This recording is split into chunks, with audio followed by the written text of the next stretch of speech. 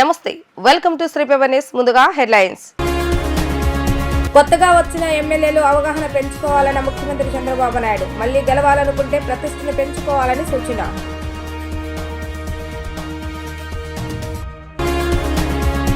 చిత్తూరు జిల్లా జీడీ నెల్లూరులో సీఎం చంద్రబాబు నాయుడు పర్యటన. బీసీఎస్సీ కాలనీలో లబ్ధిదారుల ఇళ్లకు వెళ్లి పింఛన్లు పంపిణీ చేసిన సీఎం.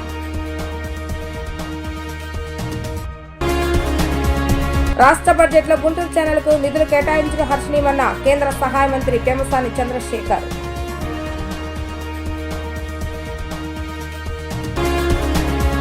2019లో వివేక హత్య కుట్రను నిఘా వర్గాలు పసిగట్టలేకపోయాయని ముఖ్యమంత్రి నారా చంద్రబాబు నాయుడు అన్నారు.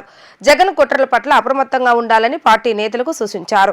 ఈ నెలాఖరులోగా నామినేటెడ్ పదవుల భర్తీ చేయనున్నట్లుగా సీఎం చంద్రబాబు నాయుడు స్పష్టం చేశారు.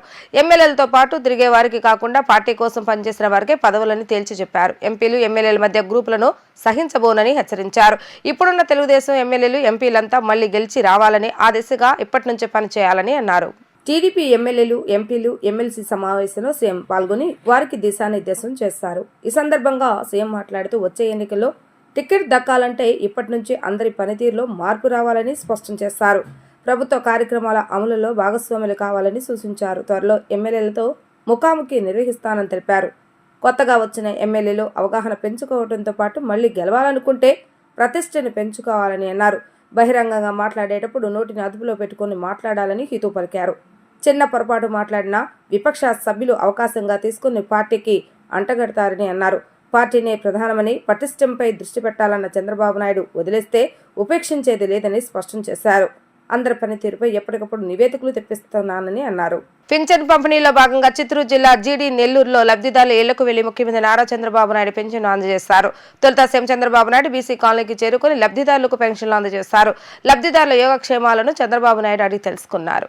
తమ ఇద్దరు మనవరాళ్లను చదివించేందుకు సహాయం చేయాలని, చేయూతనివ్వాలని, నిధులు మంజూరు చేయాలని, జీవనోపాధి నిమిత్తం ఆవుల పెంపకానికి ఆర్థిక సహాయం చేయాలని పెన్షన్ లబ్ధిదారుడు భార్య సెల్వి ముఖ్యమంత్రికి విన్నవించారు. వారి పరిస్థితిని చూసిన సీఎం వారికి సహాయం అందజేస్తానని భరోసా కల్పించారు. ఒక్కొక్కరికి 2 లక్షల చొప్పున ఎఫ్డి మిషన్ వాత్సల్య పథకం కింద ఒక్కొక్కరికి ప్రతి నెల 4,000 రూపాయల చొప్పున, ఇద్దరు ఆడపిల్లలకు మొత్తం 8,000 రూపాయలు 18 సంవత్సరాలు నిండే వరకు వారి బ్యాంక్ ఖాతాలకు జమ అయ్యేలా ఆర్థిక సహాయం అందజేసేందుకు జిల్లా కలెక్టర్ సుమిత్ కుమార్కు ఆదేశాలు జారీ చేశారు. ఇందుకు సంబంధించిన పత్రాలను లబ్ధిదారులకు అందజేశారు. అదేవిధంగా ఇంటి నిర్మాణానికి సంబంధించిన పత్రాలను అందజేశారు. పిల్లలను సంక్షేమ పాఠశాలలో చదివించాలని ఆదేశించారు.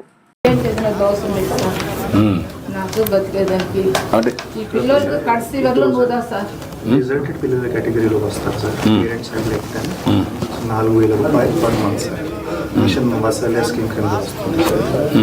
సో 4,000 రూపాయలు వచ్చి 6 నెలలకి సార్. ఓన్లీ 6 నెలలకి ఇస్తాం. 6 నెలలకి సార్. April onwards. మళ్ళీ అంతే, ఓన్లీ 6 monthsకే. అంటే ఒక 6 ఉంటే 4,000 వస్తుంది. 48,000 సార్. ఇద్దరికి కలిసి 48,000 వస్తుంది. ఒక పని చేయండి, ఆ అమ్మాయితో 2 లక్షలు, ఈ అమ్మాయితో 2 లక్షలు ఫిక్స్డ్ డిపాజిట్ చేసేయండి. Okay sir. ఇది చేసేసారు. నేను 2 లక్షలు ఫిక్స్డ్ డిపాజిట్ చేయమంటానమ్మా. ఇల్లు కట్టిస్తాం. అందుకని చెప్పా కదా, ఇప్పుడు చేద్దాం. ఈ పిల్లల్ని కూడా గవర్నమెంట్ నోట్ చేసుకొని వెల్ఫేర్ హాస్టల్లో పెట్టి ఫ్రీగా చదివించడానికి నేను చదివిస్తాను.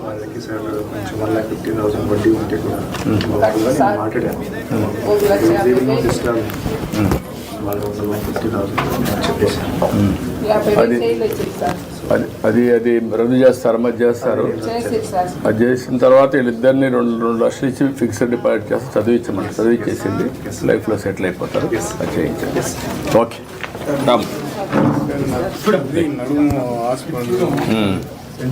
లేదు, పెన్షన్ ఇస్తున్నారు కదా, 4,000 ఇస్తున్నామ్మా. ఇప్పుడు దానికంటే ఎక్కువ అందరికీ లేవు.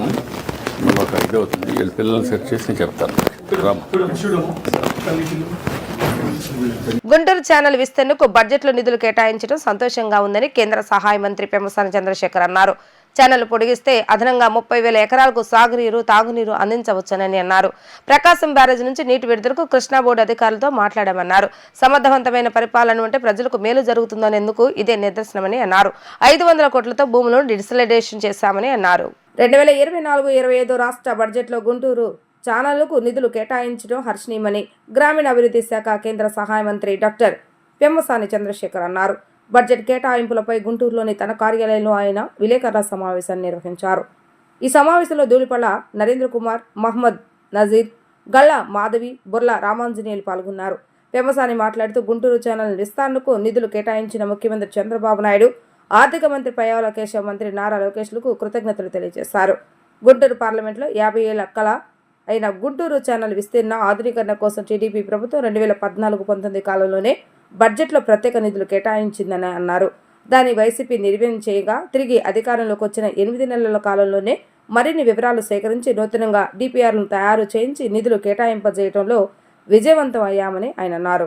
గుంటూరు జిల్లా వాసుల 50 సంవత్సరాల కళ గుంటూరు ఛానల్ ఏదైతే ఉందో ఇది 2019కి ముందు దాదాపు 200 కోట్ల రూపాయలతో ఆ రోజు చంద్రబాబు నాయుడు గారు ప్రొవిజన్ ఇచ్చినప్పుడు వచ్చిన వైసీపీ గవర్నమెంట్ దాన్ని పూర్తిగా పక్కన పడవేసింది.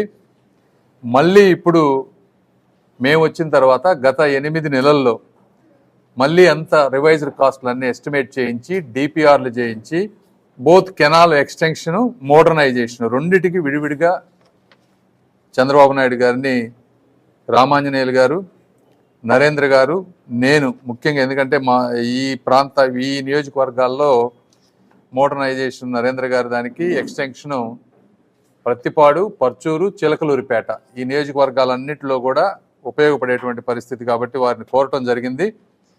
చాలా ఇబ్బందులు ఉన్నా కూడా ఈ రోజున 100 కోట్ల రూపాయలు ల్యాండ్ ఎక్విజిషన్కి ఇమ్మీడియట్గా, అదేవిధంగా 300 కోట్ల రూపాయలు ఛానల్ ఎక్స్టెన్షన్కి బడ్జెట్లో ప్రొవిజన్ పెట్టారు. కాబట్టి ఈ ప్రాంతవాసులందరికీ కూడా ఇది ఒక మంచి రోజు.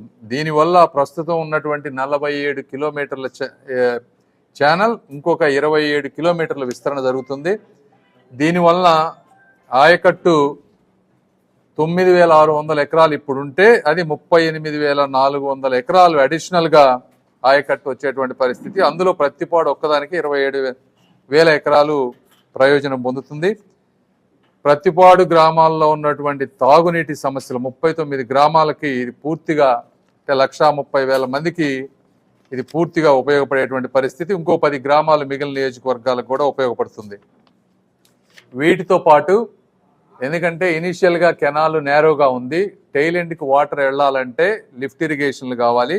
సో ఈ ఛానల్లో 4 టోటల్గా లిఫ్ట్లు కూడా పెడతా ఉన్నారు. ఒకటి మంగళగిరి దగ్గర, తర్వాత మధ్యలో ఇంకొక 3 లిఫ్ట్లు, టోటల్ 4 లిఫ్ట్లు కలిపి 441 ఎకరాల భూసేకరణ జరగబోతోంది ఇందులో. సో ఇది టోటల్గా ఈ గుంటూరు ఛానల్కి సంబంధించినటువంటి విషయం. దీనికి సహకరించినటువంటి మా ఎమ్మెల్యేలు నరేంద్ర గారికి, రామాంజనేయులు గారికి, దీన్ని తీసుకొని వర్క్ చేసినటువంటి ఇంజనీరింగ్ అధికారులకి, నిమ్మల రామానాయుడు గారికి, పయ్యావుల కేశవ్ గారికి, అందరికంటే ముఖ్యంగా శ్రీ నారా చంద్రబాబు నాయుడు గారికి అండ్ లోకేష్ గారికి ఇద్దరికి కూడా మనస్ఫూర్తిగా గుంటూరు ప్రాంత ప్రజల తరపున కృతజ్ఞతలు తెలుపుతా ఉన్నాను. రాష్ట్ర వ్యాప్తంగా ఇంటర్మీడియట్ పబ్లిక్ పరీక్షలు ప్రారంభమయ్యాయి. రాష్ట్ర వ్యాప్తంగా 1500 పరీక్షా కేంద్రాల్లో సుమారు 10.58 లక్షల మంది విద్యార్థులు ఇంటర్ పరీక్షలు రాయనున్నారు. విద్యార్థులకు ఎటువంటి అసౌకర్యం కలగకుండా అధికార యంత్రాంగం పక్కడ్బందీ ఏర్పాట్లు చేస్తుంది. ఒక్క నిమిషం ఆలస్యమైన పరీక్షా కేంద్రాల్లోకి అనుమతించేది లేదని ఇంటర్ బోర్డు స్పష్టం చేస్తుంది. రాష్ట్ర వ్యాప్తంగా ఇంటర్ పబ్లిక్ పరీక్షలు నేటి నుంచి ప్రారంభమయ్యాయి. పరీక్షలు పకడ్బందీగా నిర్వహించేందుకు అధికార యంత్రాంగం పకడ్బందీ ఏర్పాట్లు చేస్తుంది. పరీక్షల నిర్వహణ కోసం రాష్ట్రంలో 1500 ఎగ్జామ్ సెంటర్లను అధికారులు ఏర్పాటు చేశారు. Inter first year, second year కలిసి సుమారు 10.58 లక్షల మంది విద్యార్థులు పరీక్షలకు హాజరు కానున్నారు. ఒక్క నిమిషం ఆలస్యమైన పరీక్షా కేంద్రాలకి అనుమతించేది లేదని ఇప్పటికే ఇంటర్ బోర్డు ప్రకటించింది. పరీక్షా కేంద్రాలకు నో మొబైల్ జోన్గా అధికారులు ప్రకటించారు. ఇక ఎన్టీఆర్ జిల్లాలో ఇంటర్ పరీక్షలు ప్రశాంత వాతావరణంలో ప్రారంభమయ్యాయి. జిల్లాలో సుమారు 77,987 మంది విద్యార్థులు ఇంటర్ పరీక్షలు రాయనున్నారు. వీరిలో 40,008 మంది ఫస్ట్ ఇయర్ విద్యార్థులు కాగా 37,979 ద్వితీయ సంవత్సరం విద్యార్థులు ఉన్నారు. పరీక్షా కేంద్రాల్లో ఇన్సులేటర్లను జంబ్లింగ్ విధానంలో కేటాయించారు. పరీక్షా కేంద్రాల్లో ఎటువంటి మాల్ ప్రాక్టీసెస్లు జరగకుండా అన్ని పరీక్షా కేంద్రాల్లోని అన్ని గదులలో సీసీ కెమెరాలు ఏర్పాటు చేసి ఆన్లైన్లో ఉన్నతాధికారులు కార్యాలయాలకు అనుసంధానించారు. విద్యార్థులకు ఎటువంటి ఇబ్బందులు కలగకుండా అన్ని అధికారులు ఏర్పాట్లు చేశారు. ఉదయం 9 నుంచి మధ్యాహ్నం 12 గంటల వరకు పరీక్ష నిర్వహించనున్నారు. ఒక్క నిమిషం ఆలస్యమైన పరీక్షా కేంద్రాలకు అనుమతించేది లేదని ఇంటర్ బోర్డు స్పష్టం చేయడంతో విద్యార్థులు ఉదయం 7 గంటల నుంచే పరీక్షా కేంద్రాల వద్దకు చేరుకున్నారు. విద్యార్థులు తల్లిదండ్రులు రాకతో ఎగ్జామ్ సెంటర్స్ వద్ద సందడి నెలకొంది. SRR Siddhartha college, Mary Stella, Durgamalleswara Siddhartha మహిళా కళాశాలతో సహా అన్ని పరీక్షా కేంద్రాల వద్ద ఎటువంటి అవాంఛనీయ సంఘటనలు జరగకుండా పోలీసులు 144 సెక్షన్ను అమలు చేస్తున్నారు. ముందస్తు చర్యల భాగంగా పరీక్షా కేంద్రాల సమీపంలోని జిరాక్స్ సెంటర్లను అధికారులు మూయించారు. విజయవాడ వంటతో సహా నగరంలోని ఏలూరు రోడ్, సత్యనారాయణపురం, బందర్ రోడ్, మొగల్రాజ్పురం తదితర ప్రాంతంలోని పరీక్షా కేంద్రాలను బోర్డు అధికారులు తనిఖీలు చేశారు. 2025-26 రాష్ట్ర ఆర్థిక బడ్జెట్లో సూపర్ 6 పథకాలు పొందుపరచలేదని వైసీపీ నేత పోతిన మహేష్ అన్నారు. అసెంబ్లీలో ప్రవేశపెట్టిన బడ్జెట్పై ఏర్పాటు చేసిన విలేకరుల సమావేశంలో ఆయన స్పందించారు. ఆర్థిక మంత్రి పయ్యావుల కేశవ్ బడ్జెట్ ప్రసంగం భజన కార్యక్రమం లాగా ఉందని వ్యాఖ్యానించారు. చంద్రబాబు నాయుడు నేడు ఆలోచన చేస్తే దేశం రేపు ఆలోచన చేస్తుందని వ్యాఖ్యానించి కేంద్ర ప్రభుత్వాన్ని అవమానించారని చెప్పారు. బడ్జెట్ ప్రసంగంలో మాజీ సీఎం జగన్పై విషం కక్కారని మండిపడ్డారు. సంక్షేమ పథకాలు ఎలా అమలు చేయాలో, సంపద ఎలా సృష్టించాలో తెలియకే జగన్పై ఏడుపులే కనిపించారు అని అన్నారు. బడ్జెట్ మొత్తం మాయా, మోసం, దగ అని అన్నారు. బడ్జెట్ లో అంకెలన్నీ ఆచరణ సాధ్యం కానివని ఆయన అన్నారు. పెళ్లి కానుక పథకం ₹1,00,000 తీసేశారు. పెట్రోల్ డీజిల్ ధరల నియంత్రణ తీసేశారు. అలాగే ఆటో డ్రైవర్లకి, ట్యాక్సీ డ్రైవర్లకి ₹15,000 ఆర్థిక సాయం తీసేశారు. ఇవన్నీ తీసేశారు కదా. గత ప్రభుత్వం ఇచ్చినటువంటి వైఎస్ఆర్ వసతి దీవెన లేదు, 0 వడ్డీ పంట రుణాలు లేవు, ఉచిత పంటల బీమా లేదు, డ్వాక్రా గ్రూపులకి 0 వడ్డీ లేదు, చేయూత లేదు, ఆసరా లేదు, వైఎస్ఆర్ నేతన హళ్ళకి ట్యాబులు, ఇంగ్లీష్ మీడియం, టోఫెల్, సిబిఎస్ఈ, నాడు నేడు, టిట్కో ఇళ్ళు, ఇలా అనేక అమల్లో ఉన్న పథకాలను కూడా రద్దు చేశారు. మరి దీన్ని ఏం బడ్జెట్ అనాలి? చెప్పండి, ఏం బడ్జెట్ అనాలి? సృష్టిస్తానన్న సంపద లేదు రాష్ట్రంలో, ఇస్తానన్న ఉద్యోగాలు లేవు, తెస్తానన్న పెట్టుబడులు రాలేదు, ఆఖరికి ఇచ్చిన సూపర్ 6 పథకాలు కూడా ఆవిరైపోయినాయి. ఎవరి కోసం ఈ బడ్జెట్? పవన్ కళ్యాణ్ గారు ఏమో ప్రభుత్వంలో తనకు రావాల్సిన పదవుల వాటా తీసుకున్నారు. సూపర్ 6 హామీలతో మాత్రం సంబంధం లేనట్టు సూపర్ 6 మీద ఒక్క మాట కూడా మాట్లాడకుండా మౌనవ్రతం పాటిస్తా ఉన్నారు మన ఉప ముఖ్యమంత్రి పవన్ కళ్యాణ్ గారు. ఆయన దేశం గురించి మాట్లాడతారు, కౌలు గురించి మాట్లాడతారు, చరిత్ర గురించి మాట్లాడతారు, పక్క రాష్ట్ర ప్రజల కష్టాల గురించి మాట్లాడతారు. కానీ సొంత రాష్ట్రంలో ఓట్లేసిన ప్రజల అవసరాల గురించి మాత్రం ఆయన మాట్లాడరు. ఏమనంటే నేను అసెంబ్లీలో నేను పాత రాజకీయ నాయకుల్లాగా ఉంటానని చెప్పాను. మరి అట్లాంటప్పుడు టీజీ విశ్వప్రసాద్ గారికి 1,200 ఎకరాలు ఇండస్ట్రియల్ కారిడార్ కింద ఇచ్చారంట. దాని మీద మీరు స్పందించాలి కదా. గత 5 ఏళ్ల జగన్మోహన్ రెడ్డి విధ్వంసక పాలన అనంతరం కూటమి ప్రభుత్వం ప్రజలకు మేలు చేసే విధంగా బడ్జెట్ ప్రవేశపెట్టిందని మంత్రి నిమ్మల రామానాయుడు అన్నారు. ఇరిగేషన్ శాఖకు పెద్ద ఎత్తున 18,000 కోట్ల బడ్జెట్లో అధిక ప్రాధాన్యత ఇచ్చారని చెప్పారు. దీర్ఘకాలికంగా పెండింగ్ లో ఉన్న ప్రాజెక్టులను పూర్తి చేయాలన్న సంకల్పంతో ప్రభుత్వం ముందడుగేస్తుందని అన్నారు. చంద్రబాబు నాయుడు ఆశయాలకు అనుగుణంగా పోలవరం లెఫ్ట్ కెనాల్ 2025 జూన్ నాటికల్లా పూర్తి చేసేందుకు కృషి చేస్తామని స్పష్టం చేశారు.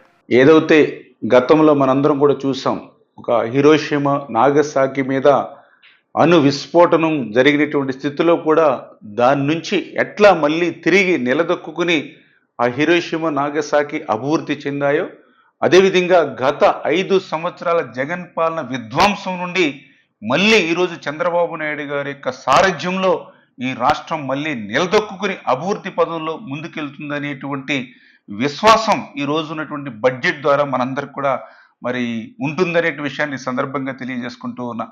అందులో పర్టికులర్గా ఇరిగేషన్ శాఖకు ఆ రోజు అన్న ఎన్టీఆర్ గారి దగ్గర నుండి ఈ రోజు చంద్రబాబు నాయుడు గారి వరకు ఇరిగేషన్ శాఖ అత్యంత ప్రాధాన్యత ఈ రాష్ట్రంలో ఇచ్చినటువంటి ఘనత. అందులో కూడా ఈరోజు చూసాం 18,000 కోట్ల రూపాయలు ఇరిగేషన్ శాఖకు పెద్ద ఎత్తున ఈరోజు బడ్జెట్లో నిధులు కేటాయిస్తూ, అందులో కూడా గత 15-20 సంవత్సరాల నుండి దీర్ఘకాలికంగా మరి పెండింగ్ లో ఉన్నటువంటి ప్రాజెక్టుల్ని ఒక షెడ్యూల్ పెట్టుకుని కంప్లీట్ చేసేటువంటి విధంగా అందులో పర్టికులర్గా ఏదైతే పోలవరం రేపు 2027 డిసెంబర్ కల్లా పూర్తి చేసి ఆ గోదావరి జలాలు అటు ఉత్తరాంధ్రకు ఇటు రాయలసీమకు ప్రవహించేటువంటి విధంగా ఈరోజు బడ్జెట్లో కేటాయింపులు ఎంతో ఆశాజనకంగా, అదేవిధంగా ఏదైతే రాయలసీమకు ఒక జీవనాడి, మరి ఏదైతే రాయలసీమకు గుండెకాయ లాంటి హంద్రీనివా ఏదైతే ఉందో, లైఫ్ లైన్ ఏదైతే ఉందో, అటువంటి హంద్రీనివా కూడా ఈరోజు 3,240 కోట్ల రూపాయలు ఈరోజు బడ్జెట్లో కేటాయింపులు జరపడం ద్వారా మరి రాయలసీమను రేపు రతనాల సీమగా మార్చేటువంటి విధంగా మరి ఈ యొక్క బడ్జెట్లో కేటాయింపులు ఉన్నటువంటి విషయం కానీ, అదేవిధంగా ఏదైతే అత్యంత వెనకబడినటువంటి ప్రకాశం జిల్లా, అందులో కూడా ఫ్లోరైడ్ బాధితులు ఉన్నటువంటి జిల్లా, గత 15-20 సంవత్సరాల నుంచి పూర్తి కానిటువంటి వెలిగొండ ప్రాజెక్టు, ఇంకా దగ్గర 3,000 నుంచి 4,000 కోట్ల రూపాయలు ఖర్చు అయ్యేటువంటి వెలిగొండ ఏదైతే ఉందో, మరి దాన్ని పూర్తి చేయకుండానే, అంటే అది హెడ్ రెగ్యులేటర్ కానీ, టన్నెల్స్ కానీ, ఫీడర్ కెనాల్ కానీ, R&R కానీ, డిస్ట్రిబ్యూషన్ సిస్టమ్ కానీ ఎక్కడ కూడా పనులు జరగకుండానే జాతికి అంకితం చేసినటువంటి మహానుభావుడు గత ముఖ్యమంత్రి అయితే, ఈరోజు ఆ వెలిగొండను ఖచ్చితంగా రేపు 2026 జూలై కల్లా మరి వాటర్ మరి ప్రవహించేటువంటి విధంగా ఈరోజు బడ్జెట్లో కేటాయింపులు చేసినటువంటి విషయంలో కానీ, ఏదైతే ఇరిగేషన్ శాఖ ఇస్తున్నటువంటి ప్రాధాన్యతను దృష్టిలో పెట్టుకుని మంత్రిగా మేము కానీ, అదేవిధంగా మా డిపార్ట్మెంట్ కానీ పూర్తిగా చంద్రబాబు నాయుడు గారి యొక్క ఆశయాలకు అనుగుణంగా పనిచేస్తూ ఈ దీర్ఘకాలికంగా పెండింగ్ లో ఉన్నటువంటి ప్రాజెక్ట్స్ ఏవైతే ఉన్నాయో వీటిని పూర్తి చేసేటువంటి విధంగా, అదేవిధంగా ఏదైతే పోలవరం లెఫ్ట్ కెనాల్ ఏదైతే ఉందో ఆ లెఫ్ట్ కెనాల్ ను కూడా 2025 మరి జూన్ కల్లా పూర్తి చేసి జూలై కల్లా మరి అటు ఉత్తరాంధ్రకు కూడా ఏదైతే మరి సాగునీరు త్రాగునీరు అందించేటువంటి ప్రక్రియ గారు, ఇట్లా దీర్ఘకాల ప్రాజెక్టులన్నీ కూడా పూర్తి చేసేటువంటి విధంగా ముఖ్యమంత్రి గారు చొరవ తీసుకుని బడ్జెట్లో మంచి కేటాయింపులు ఇచ్చినందుకు ముఖ్యమంత్రి గారికి కూడా ఆంధ్రప్రదేశ్ రాష్ట్ర రైతాంగం తరపున ధన్యవాదాలు తెలియజేసుకుంటూ ఉన్నాం. కూటమి ప్రభుత్వం తరపున అసెంబ్లీలో పూర్తి స్థాయి ప్రజా బడ్జెట్ ప్రవేశపెట్టడం జరిగిందని బీజేపీ ఎమ్మెల్యే పివి పార్థసారథి తెలిపారు. గత ప్రభుత్వం ఏం ఖర్చు చేసేవారో లెక్కలు తెలియదని, జీవోలు కనపడవని ఆరోపించారు. తమ ప్రభుత్వంలో అన్నింటికీ లెక్కలు, జీవోలు కనిపిస్తున్నాయని చెప్పారు. గతంలో కేంద్రం డబ్బులు ఇచ్చిన జగన్మోహన్ రెడ్డి ప్రభుత్వం ఆ నిధులు ప్రజలకు అందించలేదని ఆరోపించారు. రాష్ట్ర ప్రభుత్వం తన వాటాను ఇవ్వలేక ఆగిపోయిన సుమారు 74 పథకాల నిధులు ఈ బడ్జెట్లో కేటాయించి పునఃప్రారంభిస్తున్నామని అన్నారు. ఈ బడ్జెట్లో తల్లికి వందనం ఎంతమంది ఉంటే అంతమందికి ఇచ్చే విధంగా కేటాయింపులు చేస్తామన్నారు. మెగా డిఎస్సీ, అన్నదాత సుఖీభవ, కూటమి ప్రభుత్వం ఇచ్చిన హామీలను తగ్గట్టుగా కేటాయింపులు జరిగాయని అన్నారు. రాష్ట్రంలోని కూటమి ప్రభుత్వం వైపు నుంచి పూర్తి స్థాయి బడ్జెట్ని ఆర్థిక శాఖ మంత్రి పయ్యావులి కేశవ్ గారు ప్రవేశపెట్టినందుకు వారికి శుభాకాంక్షలు తెలియజేస్తా ఉన్నాను. ప్రజల వైపు నుంచి ధన్యవాదాలు తెలియజేస్తా ఉన్నాను. ఎందుకంటే ఏదైతే ఎన్నికల సమయంలో మేము చెప్పామో డబుల్ ఇంజన్ సర్కార్ని ఇస్తామని, కేంద్రంలో నరేంద్ర మోదీ గారి నాయకత్వంలో ప్రభుత్వాన్ని, అలాగే రాష్ట్రంలో కూడా భారతీయ జనతా పార్టీ, జనసేన, తెలుగుదేశం 3 పార్టీల కూటమి ప్రభుత్వంలో అద్భుతంగా మేము రాష్ట్రాన్ని అభివృద్ధి చేస్తామని ఇచ్చిన మాటకి కట్టుబడి ఈరోజు బడ్జెట్ని ప్రవేశపెట్టాం. వైఎస్ఆర్సీపీ నాయకులు చెప్తా ఉన్నారు, ఇది అంకెల గారడీ చేస్తూ ఉన్నారు, వృధా బడ్జెట్, అది ఇది అని ఇప్పుడే మాట్లాడుతూ ఉన్నారు. వీళ్ళు చేసినటువంటి ఆర్థిక విధ్వంసం, 5 ఏళ్లుగా రాష్ట్రాన్ని సర్వనాశనం చేసిన విధానం, దాంట్లో నుంచి ఈరోజు ప్రవేశపెట్టినటువంటి బడ్జెటు దీన్ని దిద్దుబాటు బడ్జెట్టు అని కూడా అనాలి. వీళ్ళు చేసిన తప్పులన్నీ ఇన్ని కావు. వీళ్ళ పాలనలో ఒక్క విషయం చెప్తాను. భారతదేశంలో ఏదైనా ఒక రాష్ట్రం అప్పు తీసుకోలేని రాష్ట్రం ఏదన్నా ఉందంటే ఆంధ్రప్రదేశ్.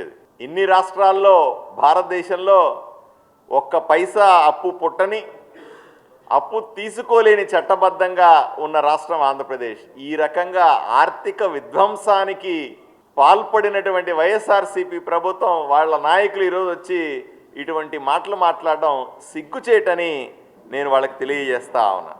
ఈరోజు బడ్జెట్లో స్పష్టంగా మేము నిధులు కేటాయించుకున్నాం. తల్లికి వందనం, అప్పుడు మీరు చెప్పినటువంటి అమ్మ ఒడి అనే పేరు మీద మీరు పథకం పెట్టి అందరికీ ఇస్తామని చెప్పి చివరికి ఒకరికే ఇస్తామని మోసం చేశారు కదా. ఆ పథకాన్ని ఇప్పుడు మేము తల్లికి వందనం అంటా ఉన్నాం. తల్లికి వందనం పథకాన్ని త్వరలో ప్రారంభిస్తున్నాం. అలాగే రైతన్నలకి పెట్టుబడి సాయం కింద 20,000 రూపాయలు ఇస్తామన్నటువంటి అన్నదాత సుఖీభవ అనే పథకాన్ని త్వరలో ప్రారంభిస్తున్నాం. దానికి సంబంధించిన కేటాయింపులు ఈ బడ్జెట్లో చేసుకున్నాం. గత ప్రభుత్వం రాష్ట్రాన్ని సర్వనాశనం చేస్తుందని జగ్గైపేట ఎమ్మెల్యే శ్రీరామ్ రాజగోపాల్ అన్నారు. అప్పులు అరాచకాలు చేసి రాష్ట్రాన్ని సర్వనాశనం చేశారని ఆగ్రహాన్ని వ్యక్తం చేశారు. సవాళ్లను ఎదుర్కొని ముందు చూపుతో ముఖ్యమంత్రి నారా చంద్రబాబు నాయుడు బడ్జెట్ ప్రవేశపెట్టారని ఆయన తెలిపారు. జగ్గైపేట పట్టణంలోని ఆయన నివాసంలో ఏర్పాటు చేసిన విలేకరుల సమావేశంలో ఎమ్మెల్యే శ్రీరామ్ రాజగోపాల్ మాట్లాడుతూ 3.3 లక్షల బడ్జెట్ ప్రవేశపెట్టినట్టు పేర్కొన్నారు. ముఖ్యంగా గత ప్రభుత్వ వ్యవసాయ రంగాన్ని నిర్వీర్యం చేసినట్లుగా ఆరోపించారు. అదేవిధంగా పరిశ్రమలను కాంట్రాక్టు వ్యవస్థను పూర్తి స్థాయిలో నిర్వీర్యం చేసినట్లుగా ఆరోపించారు. వీటన్నిటిని దృష్టిలో ఉంచుకొని ఇటు సంక్షేమం అటు అభివృద్ధి వంటి వాటిపై ప్రత్యేక దృష్టి పెట్టి బడ్జెట్ ప్రవేశపెట్టడం హర్షణీయమని పేర్కొన్నారు. ముఖ్యంగా కూటమి ముఖ్యమంత్రి నారా చంద్రబాబు నాయుడు ఆధ్వర్యంలో ఉప ముఖ్యమంత్రి పవన్ కళ్యాణ్ సూచనల సలహాలతో రాష్ట్రం మరింత అభివృద్ధి చెందాలని ఆయన కోరుకున్నారు. నిన్న రాష్ట్ర బడ్జెట్ ప్రవేశపెట్టడం జరిగింది. మరి ఈ బడ్జెట్ 3,22,359 కోట్లు ప్రవేశపెట్టాం. అయితే ప్రతి ఏటా రాష్ట్ర ప్రభుత్వాలు బడ్జెట్ పెట్టేది సర్వసాధారణం. కానీ ఈసారి పెట్టినటువంటి బడ్జెట్ ఏదైతే ఉందో పూర్తిగా అనేక సవాళ్ళని, అంటే గత ప్రభుత్వాల వైఫల్యాలను, గత ప్రభుత్వాల తప్పిదాలు, గత ప్రభుత్వాల యొక్క ముందు చూపు లేకుండా అవినీతి కావచ్చు, అరాచకం కావచ్చు, వాళ్ళు చేసినటువంటి బడ్జెట్ అన్ని సవాళ్ళు ఎదుర్కొంటూ చేయాల్సిన బడ్జెట్ ఈరోజు నిజంగా అనుభవం గల నాయుడు చంద్రబాబు నాయుడు గారు, ఆయన ఎక్స్పీరియన్స్ కావచ్చు, విజన్ కావచ్చు, ఆయన ఉన్న క్రమశిక్షణ కావచ్చు, ఈరోజు మరి ఎన్డీఏ కూటమి అటు జనసేన అధినేత పవన్ కళ్యాణ్ సపోర్ట్ కావచ్చు, కేంద్ర ప్రభుత్వం భారతీయ జనతా పార్టీ సపోర్ట్ కావచ్చు, మరి ఈ బడ్జెట్ నిజంగా రాష్ట్రానికి, రాష్ట్ర ప్రజలకి పూర్తిగా ఉపయోగపడుతుంది, ప్రయోజనం చేకూరుతుందని చెప్పి ప్రజలకు పూర్తి విశ్వాసం ఉంది.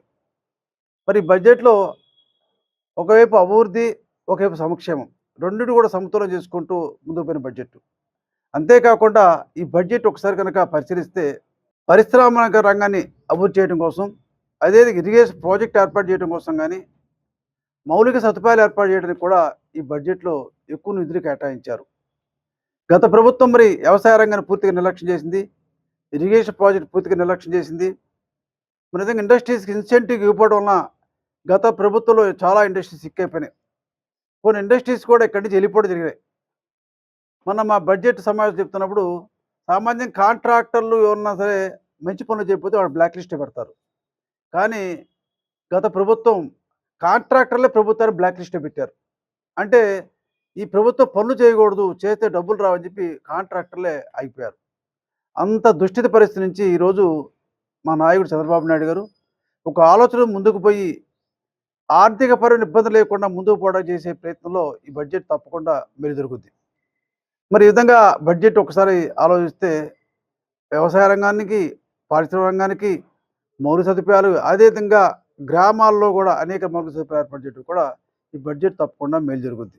విజయవాడ సెంట్రల్ నియోజకవర్గం అయోధ్య నగర్ వద్ద అర్ధరాత్రి ఆర్టీసీ బస్ బీభత్సం సృష్టించింది. ఈ ఘటనలో హైదరాబాద్ కు చెందిన తెలంగాణ ఆర్టీసీ బస్ డివైడర్ను ఢీకొట్టింది. ఈ క్రమంలో పలువురికి గాయాలు కాగా స్థానికులు వెంటనే ప్రభుత్వ హాస్పిటల్కి తరలించారు. ఘటనా స్థలానికి చేరుకున్న పోలీసులు కేసు నమోదు చేసుకుని దర్యాప్తు చేపట్టారు.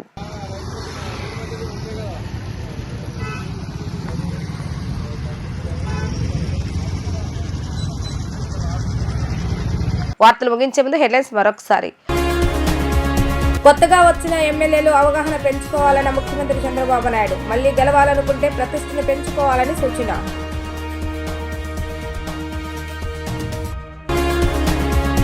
చిత్తూరు జిల్లా జీడీ నెల్లూరులో సీఎం చంద్రబాబు నాయుడు పర్యటన. బీసీఎస్సీ కాలనీలో లబ్ధిదారుల ఇళ్లకు వెళ్లి పింఛన్లు పంపిణీ చేసిన సీఎం.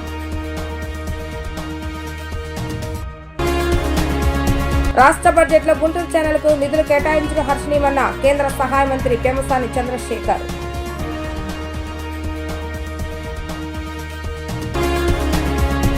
ఇవి ఈ రోజు వార్తా విశేషాలు. మరలా 3 ప్రసారం వార్తలు మళ్ళీ కలుద్దాం. అంతవరకు సెలవు, నమస్కారం.